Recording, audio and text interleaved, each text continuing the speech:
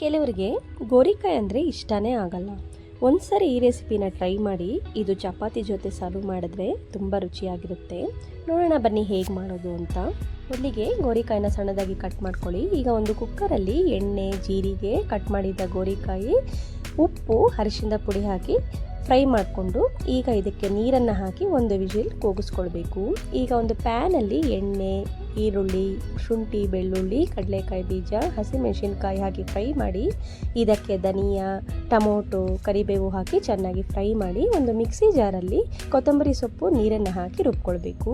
ಈಗ ಅದೇ ಪ್ಯಾನ್ಗೆ ಎಣ್ಣೆ, ಈರುಳ್ಳಿ, ಚಕ್ಕೆ, ಲವಂಗ, ಏಲಕ್ಕಿ, ಪಲಾವ್ ಎಲೆ ಹಾಕಿ ರುಬ್ಬಿದ ಮಸಾಲೆನ ಹಾಕಿ 1 ನಿಮಿಷ ಬೇಯಿಸ್ಕೊಂಡು ಈಗ ಬೆಂದಿರುವ ಗೋರಿಕಾಯಿ, ಅಚ್ಚಕಾರದ ಪುಡಿ, ಗರಂ ಮಸಾಲ, ರುಚಿಗೆ ತಕ್ಕಷ್ಟು ಉಪ್ಪನ್ನು ಸೇರಿಸ್ಕೊಂಡು ಮತ್ತೆ 1 ನಿಮಿಷ ಬೇಯಿಸ್ಕೊಳ್ಬೇಕು.